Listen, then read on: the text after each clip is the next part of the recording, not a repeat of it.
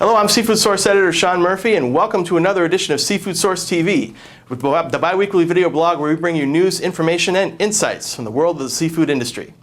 This week we take you to Northern Europe, where once again developments have placed Iceland and the Faroe Islands in the spotlight. As SeafoodSource readers and viewers already know, both countries have been at odds with the EU and Norway for some time, all over mackerel and now herring. Iceland and the Faroes have upped their fishing quotas for both, despite the EU and Norway insisting that this will lead to overfishing of the stocks.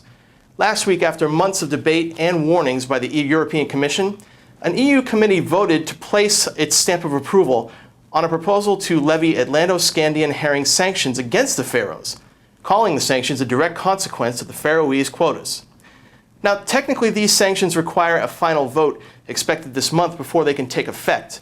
They don't affect Icelandic herring exports, and they don't include mackerel from either country, but for the respective governments, independent environmental protection groups, and seafood industry leaders there, it's a clear sign that the so-called mackerel wars are taking an ugly turn. Prior to last week's vote, the Icelandic government called for a new meeting of the coastal states, the principal nations at odds over the issue, in an attempt to stop further sanctions from happening. Sigurgeir Thorgeirsson, representing the Icelandic Fisheries Ministry, has been Iceland's chief negotiator in the ongoing mackerel dispute, and he joins us today via Skype from Reykjavik. Sigurgeir, good to have you with us today. Well, nice to be with you. Now, as I said in the remarks there, your country called for the coastal states meeting just before the committee vote last week. Did your country anticipate that they would actually vote for the herring sanctions? And do you actually see this as a first step toward possible future sanctions if no action is being taken? Well, we didn't know at that time whether they would decide on the sanctions against the Faroe Islands like they did in that committee. Nor did we take particularly into account what is likely to happen in the future, only that we think it is necessary to continue the negotiations, and we think it is absolutely very important before at least they contemplate to enforce any sanctions on Iceland that we try to reach a settlement, because definitely if they are to impose sanctions on Iceland similar to what has been agreed on the Faroe Islands, this is going to have serious consequences for the negotiation process. Mm. Well, your country has talked in the past, and I'm sure you know this, of course, but Iceland has spoken that their country is simply setting quotas which are consistent with updated scientific data, and they're seeking quotas that are based on current scientific data. First off, where is that data coming from exactly? Well, I mean, it is the International Council for Exploration of the Sea that gives the recommendation for the total allowable catch, or the total quota for the whole region. It is clear that all the countries involved, all the coastal states, including Russia, which is not a coastal state actually, they set themselves quotas independently of each other, since there is no agreement in place. Unfortunately, those quotas are well above the recommendations of the ICES, the International Council of the Exploration of the Seas. So, according to that advice, gross overfishing is going on. But I must emphasize that all the coastal states are equally responsible for that. It is no point in blaming one or two parties for setting quotas individually. Like us, at the moment, the situation is that all the states are doing so. So it's your opinion that it's not just Iceland and the Faroe Islands, all of the coastal states are setting quotas that are too high for sustainability? Exactly. I mean, prior to the great change in the migration pattern of the mackerel, that is to say before, say, 2007-8, Norway and the European Union were claiming 90% of the total catch in the Northeast Atlantic. They continue to do so, even if they recognize the right of the Faroes to increase their quota and Iceland to come in and for a sizable quota.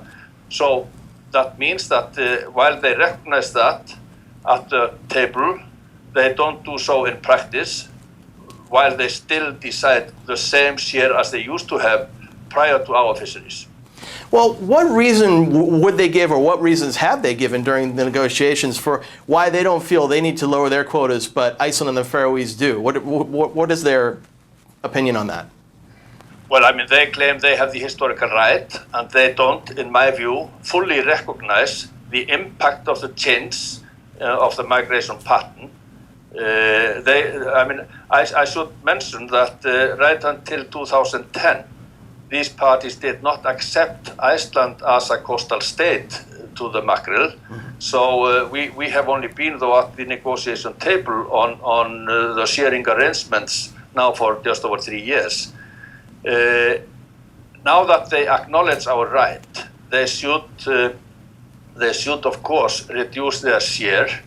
But to be perfectly frank and try to be honest, obviously every party to this dispute is trying to secure as big a share of the cake as possible for their own countries.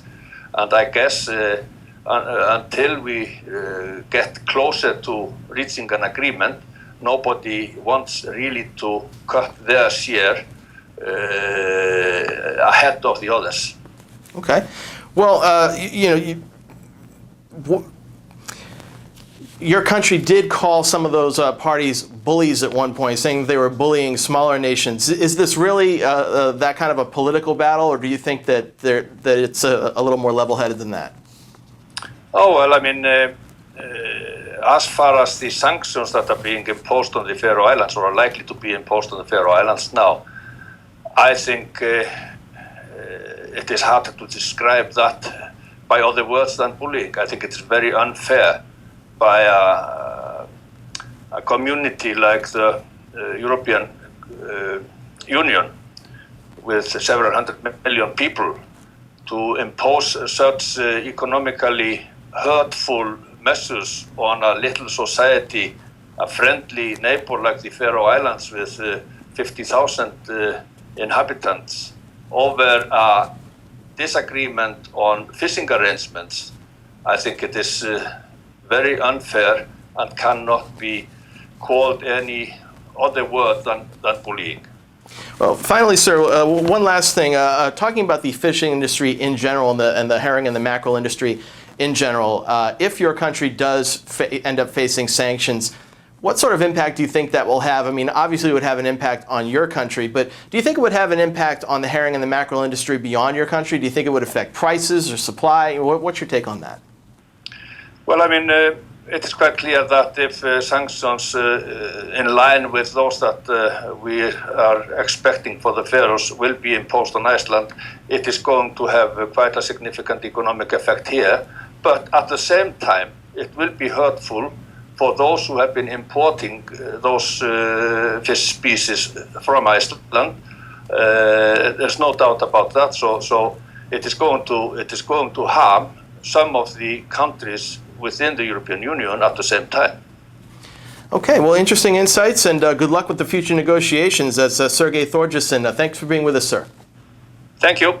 That's Sigurgeir Thorgeirsson. He is the negotiator for the Icelandic Fisheries Ministry. He's representing Iceland in ongoing negotiations with the EU and Norway, and also with the Faroe Islands over herring and mackerel quotas. Keep watching SeafoodSource.com for more stories about this issue. Obviously, we're going to be keeping on top of that, along with all other stories affecting the seafood industry worldwide. And be sure to check back here in 2 weeks for another edition of Seafood Source TV, where we'll bring you more news, information, and insights from the world of the seafood industry.